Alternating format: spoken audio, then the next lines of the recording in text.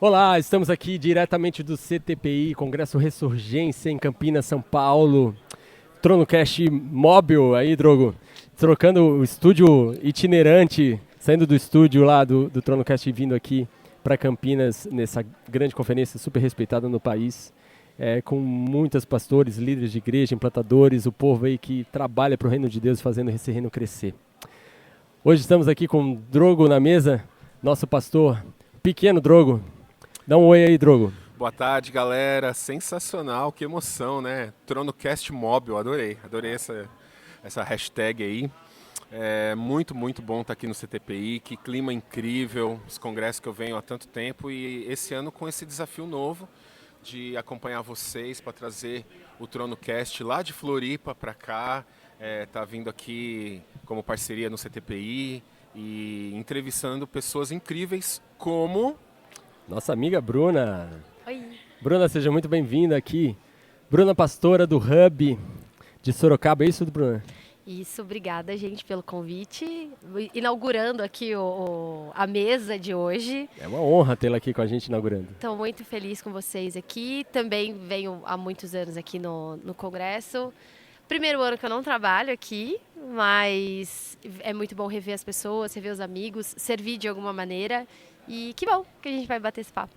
Vai ser um prazer e espero que com esse papo a gente possa abençoar a vida de muita gente, né? Muitos pais que tem por aí. Com certeza. Vamos ver, já estou dando spoiler aqui do tema que a gente vai tratar. Mas, Bruna, conta um pouquinho da tua vida, sem a gente interferir, assim. Quem é você, né? Você é casada, eu sei que sim, mas explica aí teu marido, como foi a tua família, como é que foi esse teu casamento aí, novinha? Bom, sou a Bruna, tenho aí uma longa jornada pela frente, se assim Deus me permitir. Eu só tenho 32 anos. Amém. Mas eu costumo dizer que, e eu ouço bastante isso, de que parece que eu sou velha porque já fiz muita coisa, né? Então, uma vida bem movimentada, né? Hoje trabalho como pastora no Hub Sorocaba, sou pastora assistente do pastor Caio, sou casada com o Luiz Gustavo, a gente tem 2 filhos, 2 cachorros. Moro em Sorocaba, mas não sou de lá. Sou nascida em São Paulo, criada em Barueri e hoje moro em Sorocaba, né? Foi por causa da igreja que eu fui para Sorocaba. Tenho uma outra profissão. Não sou apenas pastora a vida inteira. Fiquei 10 anos trabalhando no ramo de restaurantes, então sou cozinheira, já atendi muita mesa. Trabalhei no administrativo de restaurante também muito tempo. Contratei muita gente, infelizmente demiti muita gente também. Faz parte. E hoje, literalmente hoje no presente, estou vivendo a licença maternidade, né? Sou mãe há muito pouco tempo. E é isso. Eu não sei muita... Essa apresentação é difícil, né? Não, tá ótimo. Foi super profissional essa apresentação aí. Muito Ô, bom. Bruna, que legal. Tu trabalha nesse ramo de culinária, não, de alimentação, né? Esse é o ramo, né? Conta um pouquinho dessa experiência. Como é que foi? Tu já foi dona de restaurante? Não, dona nunca fui. Gerenciasse? Eu gerenciei uma rede de... Bom, vamos lá. Não gerenciei a rede, né? Sim. Uma das unidades de uma rede de restaurante bem famosa. Eu e meu marido, nós trabalhamos por muitos anos, né? Nós trabalhamos por 10 anos no total em restaurante, tanto eu quanto meu esposo. Eu comecei um pouquinho antes porque eu me formei em gastronomia, né? Saí do colégio e a minha primeira faculdade foi em gastronomia. Eu achei que eu ia ser uma cozinheira. Na época tava novinha, né? Entrei com 17 anos na faculdade. Na época eu achava que eu ia terminar a faculdade, dei um adeus pro meu ex-namorado, falei, obrigada, foi muito legal. Eu falei, eu vou embora, não vou fazer mais nada. Acabou que o Luiz Gustavo reapareceu na minha vida. A gente casou super cedo, né? A gente fala sobre isso depois. Mas é um universo que eu sou muito apaixonada, assim. Eu amei trabalhar com serviço, embora eu goste muito da cozinha. É um lugar muito pesado, muito intenso.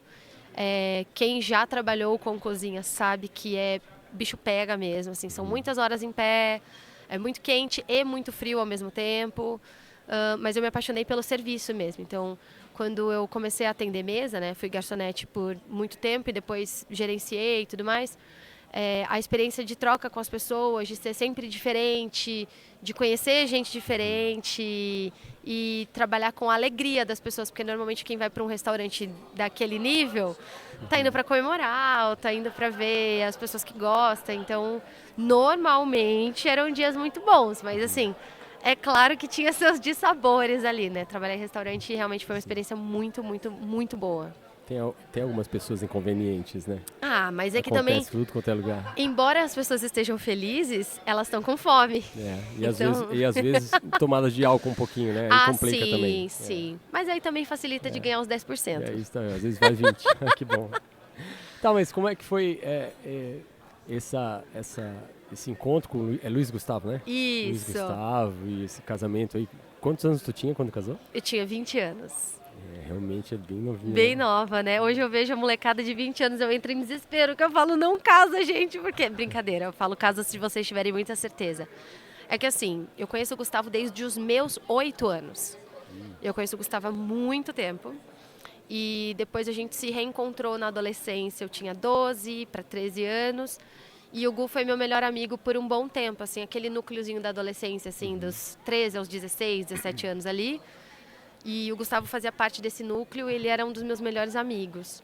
Depois a gente se afastou de novo, eu namorei um outro rapaz, ele namorou outra moça e tal. E quando eu já estava com 18 anos, a gente se reaproximou. Ficamos amigos de novo e logo em seguida começamos a namorar.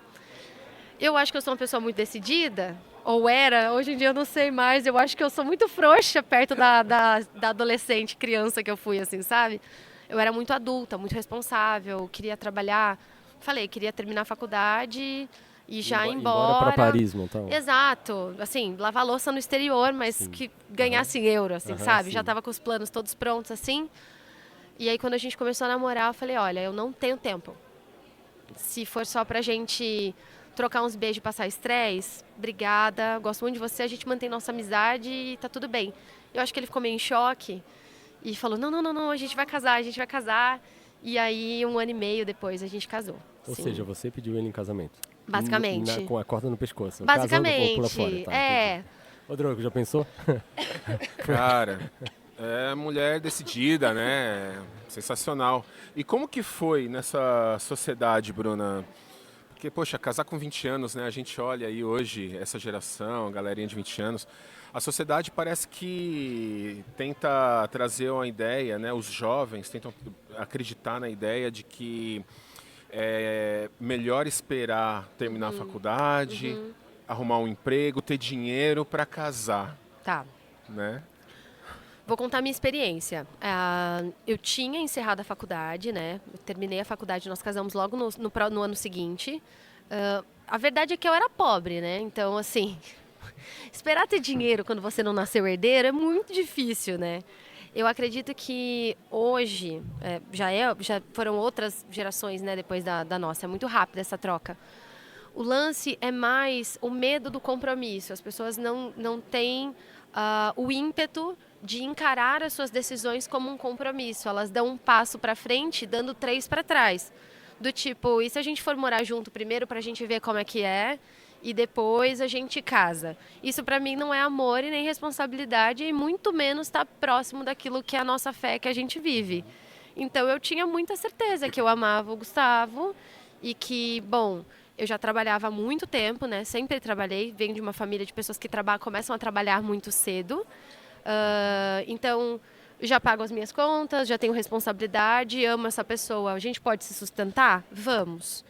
Eu acho que a gente tem 2 problemas hoje. A gente tem um problema de infantilização, né? Uma geração de pais e mães que não dão uma responsabilidade pungente para os seus filhos e para suas filhas e acham que tem medo de largar para o mundo, para as pessoas quebrarem a cara. E a verdade é que, sim, a gente precisa quebrar a cara às vezes. Não foi sempre fácil. Quando nós terminamos de construir nossa casa, eu morei um tempo na mãe, morei um tempo na sogra, a construção atrasou, inundou minha construção. Foi maravilhoso. E, assim, terreno dos pais, sabe aquela coisa, assim, bem arranjada, assim? Sim. Mas a gente tinha um colchão e uma geladeira. Então, eu não recomendo que isso seja feito, mas eu recomendo que as pessoas tenham compromisso com aquilo que elas decidem. E aí eu olho para a Bruna de 20 anos e eu olho e eu falo que eu era muito corajosa, muito mais corajosa do que eu sou agora, porque falei, eu amo esse homem, ele fala que ele me ama e a gente vai. Não é do tipo, vamos ver se dá certo. Não é assim que funciona o casamento. E aí, por ser muito jovens, né, os dois, o Gu é só 1 ano mais velho que eu, a gente precisou passar por algumas situações que por conta da inexperiência com a vida, com o mundo, né? Por mais responsável que eu me considerasse, eu só tinha 20 anos. Então, emocionalmente falando, profissionalmente falando, eu estava no começo da minha carreira. Então, a minha vida e a do meu esposo, ela é completamente entrelaçada na nossa maturidade. Então, a gente virou adulto junto, né? Então, tudo, a maior parte da minha vida, o Luiz Gustavo está lá. É indelével a marca do Gustavo, assim, para mim e vice-versa. Mas foi um compromisso honrado, né? Já teve BO? Já pensamos em desistir? Sim, mas aí você olha para trás e fala, não, eu comprei essa briga e esse motivo não é o suficiente para eu pular fora. Esse motivo pode ser transposto. Então, eu acho que é isso. Eu acho que é uma questão de responsabilidade, de uma decisão pessoal e um planejamento. E uma frase que eu aprendi com o meu chefe, quem ama não tem medo de compromisso. Então, é isso. Muito legal, Bruna. Sensacional a posicionamento, a resposta. E você falou um pouco da sua casa, terreno dos pais. Isso me faz lembrar de uma história legal, que você já foi entrevistada pelo Fantástico. Eu já fui entrevistada pelo Fantástico. É uma figura pública do Brasil, Quase né? uma global. Essa eu não esperava, hein, no Trono Pois Cast. é uma pastora Ela ficou até vermelha. famosíssima. Ficou vermelha, Bruno? Pois fala um pouquinho como foi essa É um entrevista. movimento tão intenso da minha vida. Cara, pensa, quando eu falo que a gente era muito simples mesmo, nós somos pessoas muito simples. E eu não contratei um engenheiro, um arquiteto, a gente construiu no terreno dos meus pais. E, meu pai desenhou num sulfite, assim, como é que ia ser a casa. A gente contratou o pedreiro do bairro e bora subir as paredes. E começou, a casa que hoje quem mora lá, minha irmã, ela não tem um ângulo de 90 graus. Ela é toda torta. E aí... olha como eu vou cair. E a tua irmã está lá, é isso? Minha irmã está lá, minha ok. irmã novinha, solteira. Que a casa tá de pedra. Não, meu filho, aquela casa... Pode vir a Terceira Guerra Mundial. Ela fica. Aquela casa fica lá, entendeu? E aí a situação foi super cômica, porque uma amiga de uma amiga minha é massoterapeuta e uma cliente dela é produtora da Globo e precisava de alguém que tinha uma história de reforma. E aí ela colocou num grupo que essa minha amiga tava e ela falou, eu tenho uma amiga que ela tem uma casa que ela que construiu, não contratou ninguém e tal. E aí corta para a equipe do Fantástico, vindo aquele ator Rodrigo Silva, que é o cara que faz o Jefinho Pagodeiro lá, que é um comediante. Sim. Ele estava na minha casa, xoxando minha casa, assim, sabe? Tipo, zoando tudo. Porque tem várias coisas realmente lá que deram muito errado e foi assim. E eu, óbvio que não avisei ninguém que eu ia estar no Fantástico e eu nem imaginei que a matéria ia rolar. E aí, naquela fatídica noite de domingo, meu celular começa a pipocar, porque todo mundo vendo que eu estava no Fantástico. Conclusão, não ganhei R$1, não ganhei uma reforma, né? Queria que tivesse sido Luciano Huck. Isso que eu ia falar. O melhor se fosse Luciano Huck, né? Não, só fui humilhada, Eu chegava lá com a reforma, tal, cobria a tua casa e botava um monte de móveis dentro. Essa história foi boa, uma história engraçada. E tu também... A gente está falando de uma pessoa que se posicionou muito cedo na vida, né? Tinha suas convicções, sempre foi uma menina muito engajada na igreja, né? Então era incrível como você estava sempre envolvida em ministérios, em congressos, né? E aí veio uma convicção de um chamado para ser pastora, mesmo tendo uma profissão bacana, com um bom reconhecimento. Como que foi um pouquinho isso, Bruna? Conta pra gente. Eu não entendi o chamado na juventude. Quando eu estava no 3º ano, aquele ano difícil de decisão, vai pra faculdade, não vai, o que você vai prestar e tudo mais. Parece que todo mundo sabia o que ia fazer, menos eu. Embora fosse super decidida, eu não sabia se eu queria fazer moda, se eu queria fazer gastronomia, se eu queria fazer design, eu não sabia o que eu queria fazer da minha vida. Engenharia, tinha te entendido que não ia fazer, né? Não, isso foi depois, né? Isso foi depois. Engenharia não é muito pra mim. Tô brincando. Aí, enfim, mas eu tinha o desejo de fazer teologia, porque isso que o Drô comentou, né? Meus pais sempre foram muito engajados na igreja, eu sempre estive do lado deles em tudo. Tanto que o ano que eu decidi terminar com o meu namorado foi o ano que a gente se conheceu. Foi aquele em Lu. Foi em Lu. Num congresso de jovens, encontro tá, nacional 18 anos, encontros de líderes nacionais, umpistas. saudades, inclusive. Encontro Nacional do Umpismo. Eu ajudei a organizar já fui coordenador da UMP O Nacional. Ricardo era coordenador Exato, junto. foi na CV e tudo mais. Isso. E aí, enfim, e aí eu descobri, que a gente não sabia, né? Imagina, adolescente, tinha um conselho um pouco mais velho, né? Tinha um conselho de pessoas mais velhas, não tinha esse acesso, assim, que eu percebo que hoje os jovens têm com o nosso conselho, pelo menos lá na nossa igreja, né? E eu descobri o lance da Bolsa de Estudos da FATIP, Faculdade de Teologia da IPI, né? E eu falei assim, cara, se não tiver ninguém, eu quero essa bolsa pra mim, eu quero estudar. E aí eu fui falar com o meu pastor na época, e eu era professora de escola dominical, montava estudo bíblico para jovens, sempre nessa vibe. E eu pensava isso, eu falava assim, eu quero, sei lá, um dia estar na liderança da igreja, trabalhar para a igreja, então eu acho que vai ser importante fazer teologia. Desculpa, gente, doença de creche, tenho criança pequena. E aí eu senti esse impulso para ir para o seminário. Nessa época o pastor falou, olha, você é muito jovem, eu realmente era. Vai estudar outra profissão, se é esse o teu pensamento, né? Se você quer só ir para a faculdade, para o seminário, para você ser uma líder melhor, então se forma numa outra profissão e depois você vai para o seminário e faça teologia depois. No ano seguinte eu já estava fazendo gastronomia, já estava bem envolvida assim com muitas coisas na igreja e já comecei a entender assim, não existiu uma luz, um nome chamando Bruna. Não teve nenhuma... Não veio um anjo do céu. Não teve uma epifania, assim, sabe? Não teve uma manifestação sobrenatural, não. Era uma coisa muito construída dentro de mim, assim, aos poucos. E aquilo começou a me dar muito medo. Mas eu tentei novamente, né? No ano seguinte e também não fui mandada para o seminário. E aí foi isso. Me envolvi muito com restaurante. Desculpa. Me envolvi muito com o restaurante. Me engajei muito nessa rede que eu trabalhava, então saí do atendimento, entrei na administração. Aliás, quando eu ainda estava no atendimento, que eu comecei a ser promovida muito rápido, vai aparecer uma história de superação, já vou dar um spoiler, não dá certo no final. Eu realmente era muito envolvida no meu trabalho, então eu tinha uma carreira promissora, assim, me dava muito bem, conhecia muitos diretores, ficava me enfiando em tudo que era evento da companhia, eu tava lá, tudo que era oportunidade de estar, eu tava.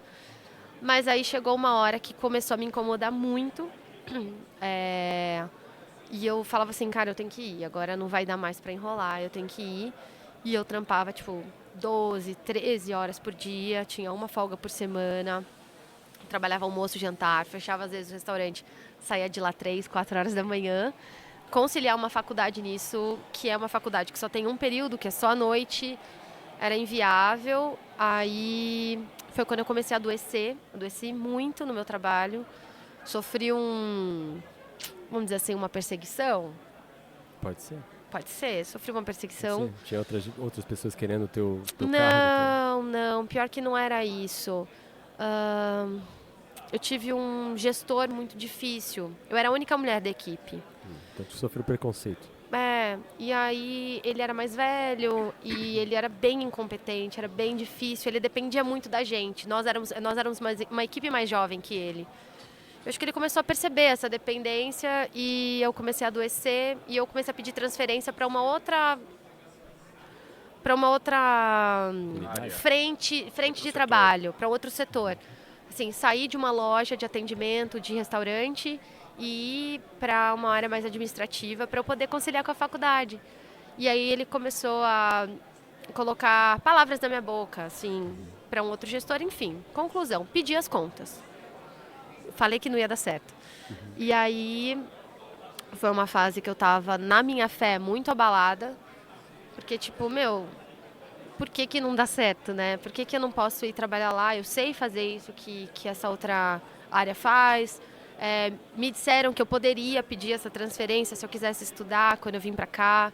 Os treinamentos que eu gostava de fazer, que eu treinava as pessoas, treinei muita gente no restaurante, foi tirado de mim, eu não podia mais fazer. Então eu perdi totalmente o prazer daquele trabalho.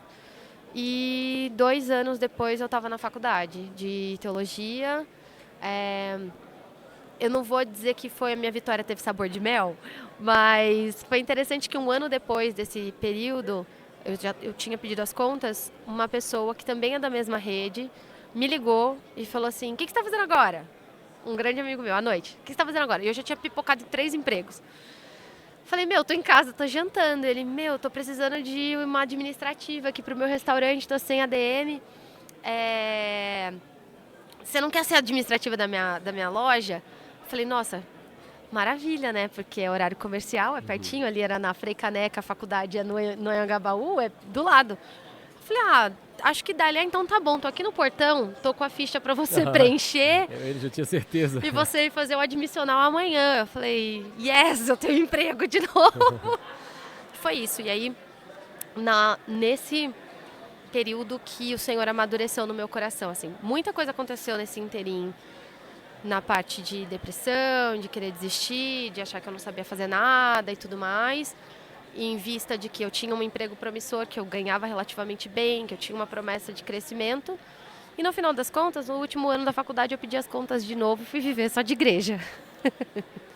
E hoje, Bruna, como é a tua vida como pastora e se tu quiser já abrir um pouquinho das tuas últimas decisões aí de maternidade, se tu quiseres e puderes, vai ser bem legal tu compartilhar isso com o povo. Tá. Hoje eu trabalho faz 3 anos já. 19, 20, 21, 22, 23. Meu Deus, é o 5º ano que eu vivo só de igreja. Olha aí. Parabéns. Tá, é isso. 5 anos. Hoje trabalho como pastora assistente, né? Então, é muito interessante esse lugar do assistente. Desde que eu estava no seminário, eu almejava esse lugar. Né? Eu acredito que a gente tem que entender qual é a nossa posição, onde é o nosso lugar. E assim, eu não sou uma pessoa estrategista. Eu não sou essa pessoa de visão. Como falei assim, eu olho para a Bruna lá de trás e acho ela muito corajosa. Hoje eu sou muito pé no chão. E eu trabalho com pessoas que são muito sonhadoras. Então eu acredito que essa minha posição pastoral hoje, ela é uma posição de equilíbrio. Porque o sonhador precisa de alguém com o pé no chão para falar, não, calma, peraí. Eles estão com a visão, mas alguém tem que falar, vamos dar uma regulada aqui. Vai voar muito, né? Pra não voar muito. Tem que voltar. E ao mesmo tempo, eles me tiram também desse lugar confortável, de tipo, gente, time que tá ganhando não mexe. Então, essa minha relação com a igreja é bem, no sentido profissional, é bem equilibrado. Não é um trabalho fácil. Eu fui ordenada no 1º ano de pandemia. Então, minha primeira ação não foi um batismo, não foi um casamento, não foi nada disso, foi um velório. Foi muito pesado. E eu acho muito engraçado quando a gente conversa com pastores mais maduros e a gente às vezes olha para os pastores, para as pastoras, a gente fala, nossa, que pessoa acabada, coitada. Parece muito tipo mais drogo, velha. assim, não? Tipo drogo, assim. Tipo drogo. Do drogo para mais, assim, sabe? Entendi. No seu caso parecia 3 anos, mas já foram 5, né? Alguns pastores foram 5, mas já parece que foram 50. 30. Nesse caso, sabe, realmente, o ministério, ele amadurece a gente na paulada mesmo. Então, eu precisei amadurecer como pessoa também, aprender a respeitar a forma que a igreja funciona, né? É o meu trabalho, mas é o meu ministério também. O meu ministério não deixa de ser um trabalho, mas meu trabalho também não deixa de ser ministério. Então, é um exercício mental e emocional bem desgastante. Tenham compaixão dos seus pastores, por favor, porque é difícil, assim. E você fica alerta o dia inteiro, né? Então, eu amo a minha igreja, eu amo a minha comunidade. É lá que eu encontrei minha rede de apoio, até para entrar no próximo assunto que você comentou, né? Eu sou mãe há 3 meses. Aí a conta não bate, né? Porque eu sou mãe há 3 meses e os meus filhos têm 4 anos. Porque eu e meu marido, a gente optou pela adoção desde antes da gente casar, né? Então, eu encontrei na comunidade, eu moro longe da minha família tá não é tão longe assim, né? Mas são 80 quilômetros, não dá para ficar indo todo dia. Mas eu encontrei na comunidade pessoas que são a minha família. Então, quando nós tomamos a decisão pela adoção, lá atrás, há 13 anos atrás, a gente não imaginou o que Deus estava fazendo em relação à nossa vida, assim, o quanto nós dependeríamos dele em tudo. A gente diz que depende de Deus, mas a gente não vive isso, assim, 100% do tempo. Em alguns momentos a gente acha que a gente pode fazer alguma coisa, que a gente pode contribuir com alguma coisa, né?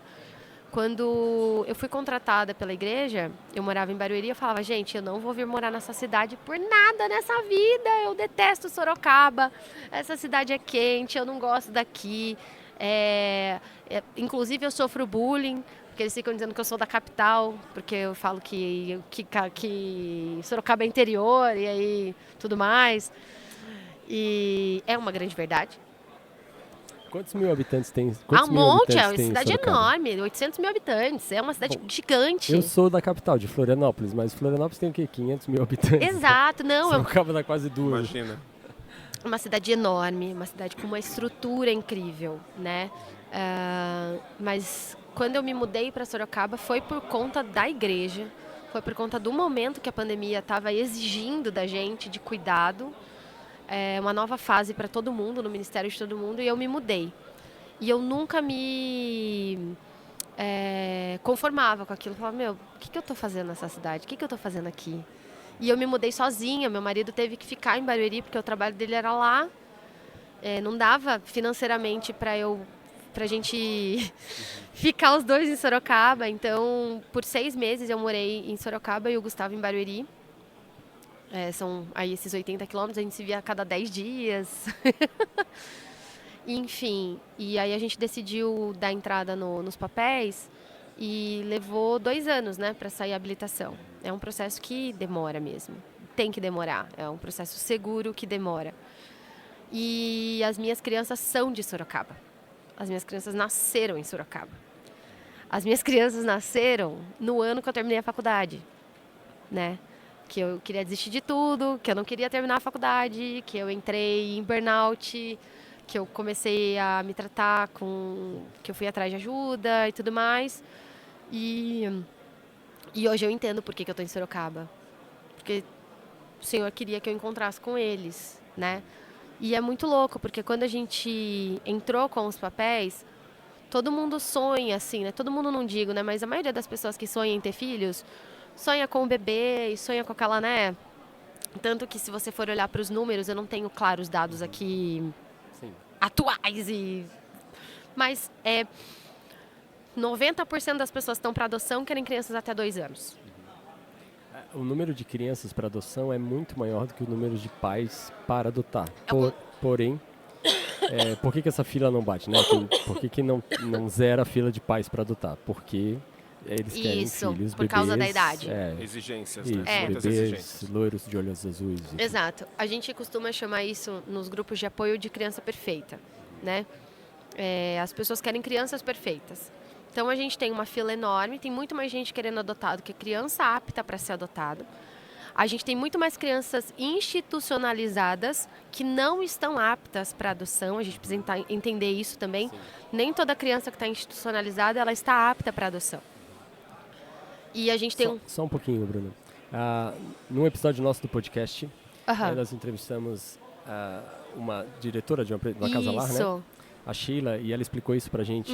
Se você quiser mais informações, dá um pulinho ali eu não vou me lembrar agora exatamente o episódio que é, mas procura ali a Sheila na Casa Lar. Vai lá. Ela explicou que tem crianças que são tiradas da sua casa e colocadas no lar, né, na Casa Lar, enquanto um processo social está acontecendo na casa dela para ver se aquela casa é segura para aquela criança. Exato. Às vezes um pai agressivo, ou a mãe agressiva, ou alguma ausência ali de cuidado, é avaliado isso judicialmente. Quando o Estado, então, entende que essa criança está segura, devolve ela para aquela casa. Então, não quer dizer que toda criança numa Casa Lar vai sair para adoção, né? Exato. Explicando de uma forma leiga aqui. Não, mas é exatamente isso. E às vezes é só uma questão financeira também. É uma família que ela não está com condição de cobrir todos os direitos constitucionais daquela criança. Alimentação, saúde, educação.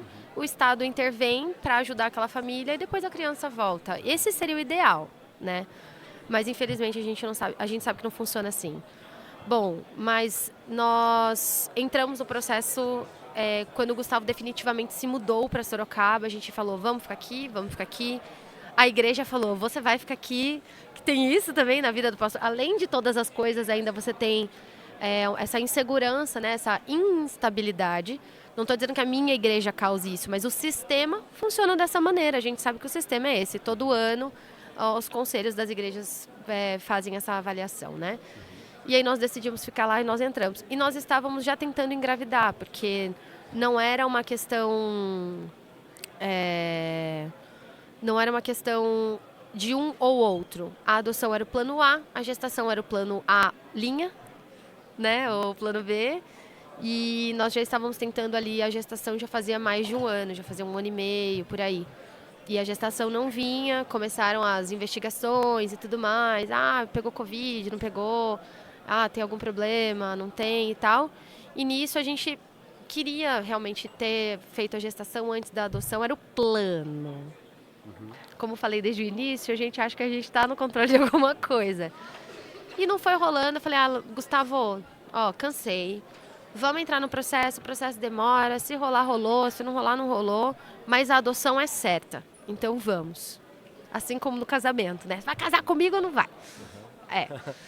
E aí o Gu, não, vamos entrar. Sim, senhora, sim, vamos senhora. Vamos fazer. Sim, senhora. A gente vai fazer, Gustavo. a gente vai fazer. Entendeu, Aí, Gustavo? Entendi. Sim, senhora. A minha esposa disse que eu quero agora. isso eu quero. Na A verdade decisão é nossa, sim, senhora. Na verdade foi muito interessante, porque em 2019, quando a gente decidiu que a gente ia querer ter os filhos, né? Eu estava no último semestre da minha faculdade e o Gu estava numa faculdade também. Os dois estavam terminando o último semestre. A gente se convidou para jantar mutuamente. Vamos jantar hoje? Vamos faltar na faculdade? Vamos jantar. E, porque eu queria falar um negócio para você. Eu também queria falar um negócio para você. Tipo, que coisa esquisita, né? Que romântico, Que romântico. Né? A gente não sabe ser romântico. Que conexão. Que casal conectado. Aí era tipo, o assunto era esse, né? Eu usava um dispositivo intrauterino para não engravidar. Nenhum dos dois tinha entrado em nada no processo, né? A gente só sabia como funcionava mais ou menos. Não vai dar tempo de falar tudo sobre isso, porque é um conteúdo muito extenso. Mas a gente decidiu junto a respeito de ter filhos, né? Então foi um sentimento individual que a gente se encontrou nesse jantar e falou assim, é que eu queria dizer que eu acho que está na hora da gente começar. Era isso que eu queria falar também. Enfim. Entramos no processo da adoção. É um processo demorado. Não é assim... você joga lá no cadastro nacional, quer adotar e você está na fila. Não é isso. Você passa por uma série de etapas. A primeira delas é você se manifestar para a vara da infância. Então, já vou dar esse recado. Se você pensa sobre isso, descubra onde é a vara da infância da sua região, né? E vá lá pedir informações. Por que eu digo isso? Tem no site do Supremo Tribunal de Justiça, mas é que eu sou do estado de São Paulo. Então, eu sei como funciona no site do estado de São Paulo. Mas, a nível nacional, todos os tribunais regionais têm... Tribunal Superior, desculpa, tem as informações lá do que você tem que fazer. Cara, foram 2 anos de preparo, entrevista, curso, vai no fórum, depois 2 meses depois vai no fórum de novo. E aí você acha que, legal, a entrevista já aconteceu. Então a gente vai ter que fazer uma revisão dessa entrevista e tal. Só que não é um negócio assim que você marca para daqui a uma semana. Daqui a 6 meses, né? É. E a próxima é daqui a 8. Exato, é assim que funciona. É bem demorado. E enquanto isso ia correndo as investigações a respeito de por que a gente não engravidava. E aquilo foi me deprimindo cada vez mais. Longe da minha família, trabalhando muito. A crise ministerial que deve acontecer com a maioria das pessoas, né? Você fala, será que é só isso que eu sei fazer? Será que eu estou honrando o dízimo das senhoras que dão o dízimo da aposentadoria delas aqui? Será que eu trabalho o suficiente? E o bebê não vinha, e a adoção não andava, e eu comecei a ficar muito mal. Até que em abril do ano passado, eu tive um diagnóstico falso sobre o meu útero, dizendo que eu não poderia ter filho de jeito nenhum, por 1000 razões. Tipo assim, tudo que você fez nos últimos 3 anos, joga fora. Eu já estava no processo, né? Já estava rolando o processo da adoção. Mas era muito difícil ouvir aquilo, tipo assim, você não vai gerar. Esquece. E depois refiz vários exames e assim, não era um diagnóstico verdadeiro, não tinha nenhum problema comigo. Eu passei por todos os exames que todas as mulheres que estão tentando engravidar já passaram, eu fiz 2, 3 vezes cada um. São super invasivos, doloridos, você se prepara, você sangra, te viram de todas as formas possíveis, te machucam com os instrumentos e com as palavras, porque olham pra você e, tipo, as pessoas têm dó. E aí, tipo, foi assim os meus últimos 3 anos, sabe? E enquanto isso, caminhando com a ansiedade da adoção, tentando controlar ela com carinho ali, tipo, a adoção é segura, a adoção vai acontecer. Só tem que esperar, só da esperar. maternidade na adoção. E então assim, você ficava com a dor do tipo, eu sou infértil e com a esperança do, mas vai chegar. E chegou. Nós somos habilitados em março desse ano, né? Quando a gente recebeu a habilitação, aquela festa e lá. E eu brincava que a minha gravidez era uma gravidez de elefante, né? Que é a mais comprida do reino animal. Eu falava, nossa, que gestação longa, né? E tal. E porque a média de espera... Ela falava assim, você está disposta a esperar? Porque o perfil de vocês aqui na região normalmente leva uns 5 anos. Então eu já estava assim, tipo, nossa, eu vou curtir a vida doidada e daqui a 5 anos eu vou ser mãe. E aí deu 3 meses e meu telefone tocou. 3 meses, meu telefone tocou. Eu estava preparada para esperar 5 anos. E foram 3 meses e meu telefone tocou. E, enfim, quando eu fui no fórum para ouvir, né, sobre a história das crianças e tal, são 2, são gêmeos, tem 4 anos, é um menino e uma menina. A gente tinha, quando a gente faz o perfil, né, monta lá o perfil para dar o match. Vocês são crentes, mas eu sei que vocês sabem isso que eu vou te falar. É um Tinder dos pais das crianças, entendeu? Você tem que dar um match. Eu ia perguntar isso, até desculpa de cortar. Pode cortar. Os pais, mães querem, as pessoas querem adotar, eles só vão à procura das crianças depois que se tornam aptos ou eles já vão paquerando, já vão assim, a gente assistiu muito Matilda, Chiquititas e Stuart Little. São visões completamente equivocadas de como funciona um sistema de adoção. Certo. Quando a gente fala sobre adoção no Brasil, a gente está falando de um sistema completamente informatizado só com dados. Não tem rosto, não tem nada. Você coloca aquilo que você, a gente usa aceita. Aceita. Então, qual a idade? Tal. Pode ter irmãos? Sim. Quantos? Cor, gênero, origem. Pode ser de origem de pais drogaditos, pode ser de origem de pais alcoolistas, pode ser HIV positivo, pode ter doença mental. Esses são os termos, tá? Que estão lá no papel. A maioria das pessoas que trabalham com isso não concorda com os termos que estão lá, porque eles são muito abrangentes. Imagina.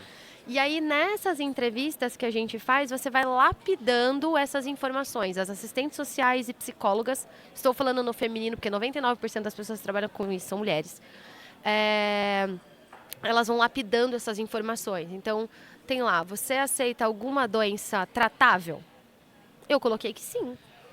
Eu aceito uma doença tratável. Aceita alguma doença crônica? Sim, eu aceito alguma doença crônica.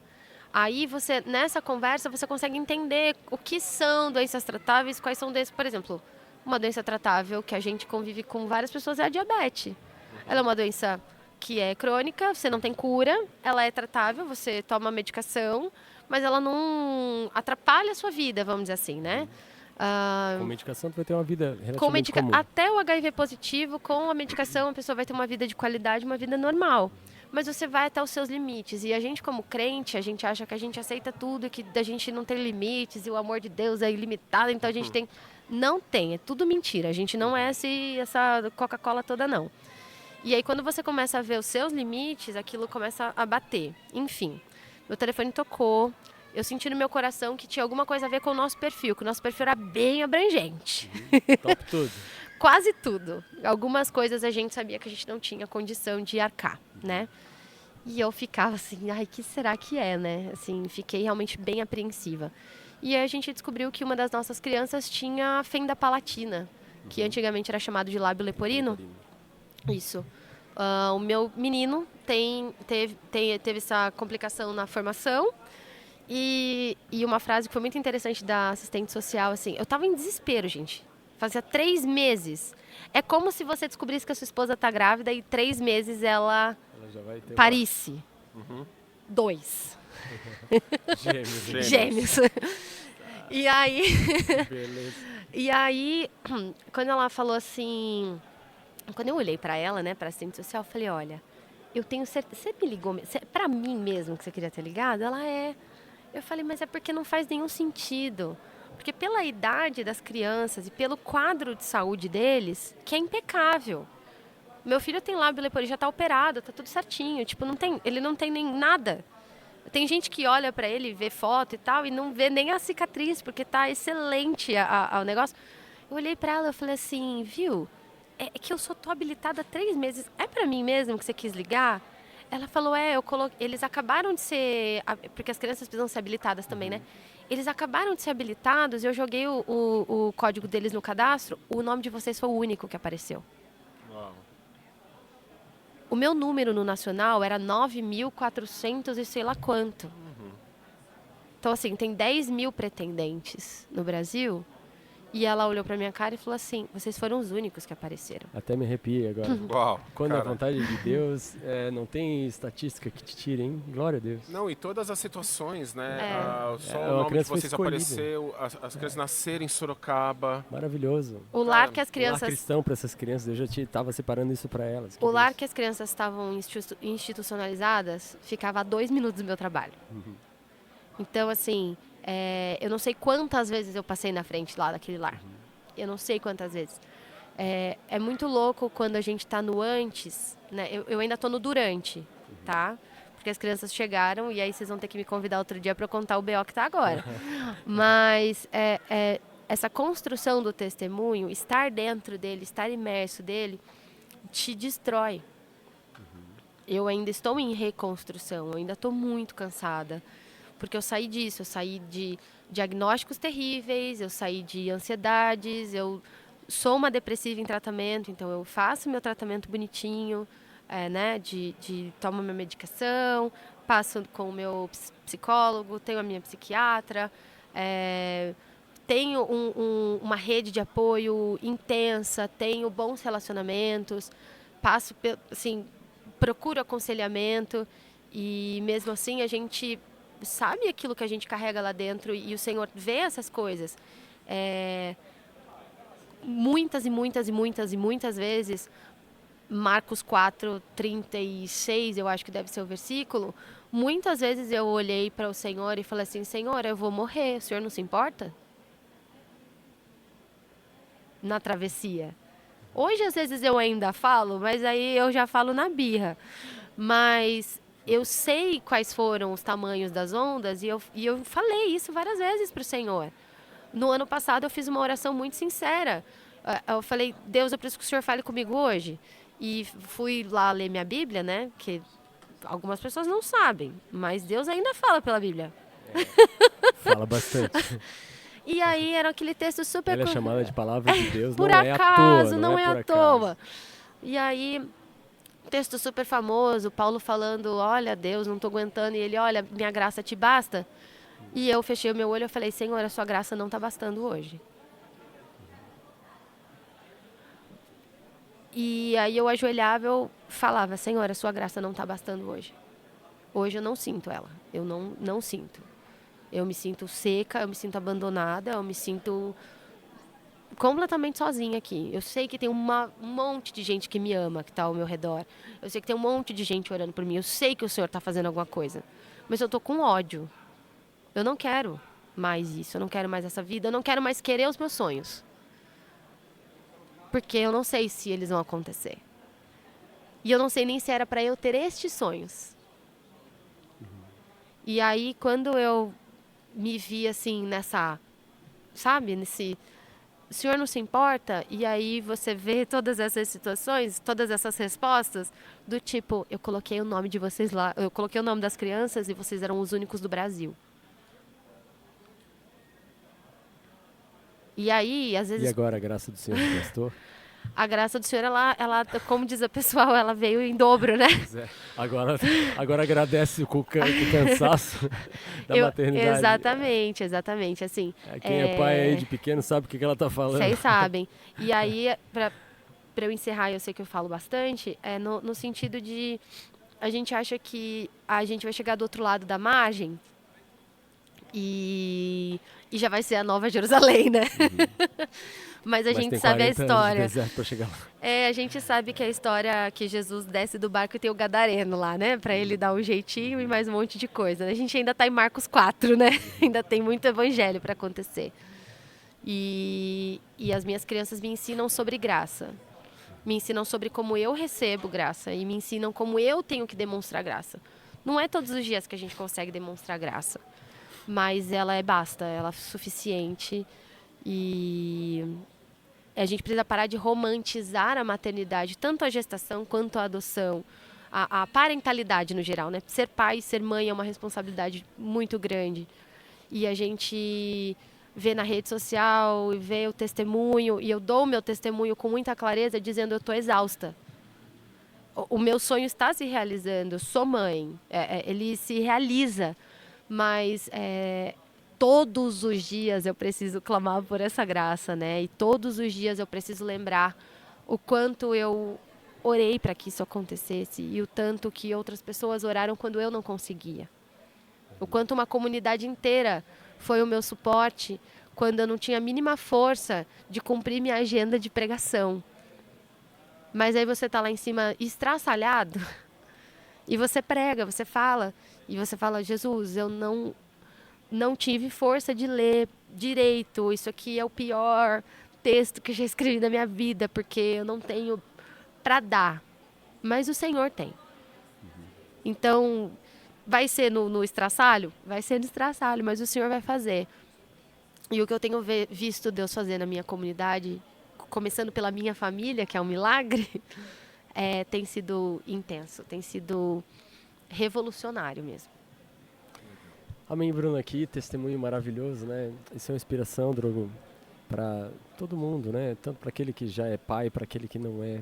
Mas para você que está buscando aí a paternidade, a maternidade, né? A gente tem o nosso primeiro episódio, Bruno, do TronoCast foi com o Kaká e com a Carol. Eles fizeram 9 anos de tentativas de gravidez e fizeram, sei lá, 11, 12 inseminações artificiais. Meu Deus. Foi um absurdo, assim.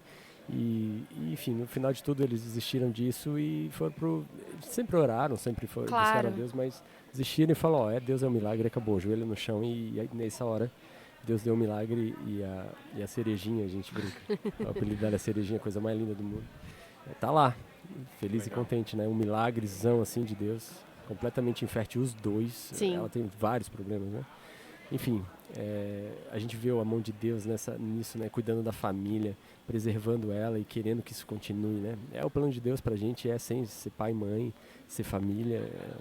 O plano de Deus é que essa vida de comunidade aconteça, né? Que lindo a decisão de vocês, parabéns por todas as suas escolhas, né? Tanto novinhas lá, de decidir casar nessa sociedade de hoje, que quer esperar ter um carro do ano e um apartamento pronto, né? Para alugar ainda, ficar no casa do pai, alugando apartamento. E agora essa decisão por ser mãe, parabéns. E que a tua palavra aí, que a tua experiência inspire muitas pessoas que vão ouvir a gente aqui a buscar o Senhor, a dobrar o joelho e até a fé de que uma hora isso vem. Uma hora vem. E eu também queria salientar aqui essa tua dificuldade da depressão, né? Uma pastora com depressão, né? Isso, eu conheço vários pastores, gente. Pastor não é Superman, né? Não é Mulher Maravilha. E são seres humanos, né, que sofrem, né, igual e precisam de tratamento, precisam de remédio, precisam de cura. E olha que legal, né? Tratada, ainda não curada, mas em tratamento. Sim. E abençoando vidas, abençoando novas vidas de crianças e, se Deus quiser, abençoando sua vida aí, que está nos ouvindo também, né? Drogo, quer dar umas palavras finais? Sim, nos inspira muito isso, né? Porque ela é real, né? E ela fala o que acontece e como ela vê e compreende Deus no meio dessas travessias, né? E uma coisa muito legal que a gente aprende na tua fala, Bruna, é que Deus realiza, né, sonhos. A realização, ela é surreal, ela é sobrenatural, mas nem sempre é fácil. Cara, hoje eu realmente trago essa lição, levo essa lição dessa conversa. É incrível o que Deus está fazendo, cara, muito emocionante quando tu falou, todo o processo ali como aconteceu, e a realidade que tu traz de dizer, olha, Deus está realizando, é sobrenatural, não tem como explicar, mas não é fácil. Não, está sendo bem desafiador. E eu acho que os cristãos eles precisam dessa mensagem. Deus pode realizar sonhos, mas às vezes os sonhos que a gente quer não vão ser fáceis, vão ser desafiadores, mas Deus vai dar a força, vai dar o sustento, vai dar a sabedoria, vai abrir os caminhos. Ele está no barco. Isso foi incrível. Então, Bruna, nossa, imensa gratidão de conversar contigo. Já te conheço, né, há anos mesmo, né? Quando eu fui sair do Hub, né, eu trabalhava com o Caio no Hub, e quando eu fui sair, o conselho perguntou para mim, você indica alguém?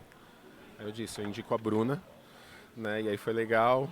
E aí tem todo esse processo que a Bruna olhava e não se via na cidade, e Deus estava lá desde aquela época usando pessoas e situações para dizer, Bruna, eu tenho um projeto incrível na tua vida em Sorocaba. Então, Bruna, a nossa imensa gratidão. Obrigado por compartilhar com a gente aqui. Me sinto presenteado nessa tarde.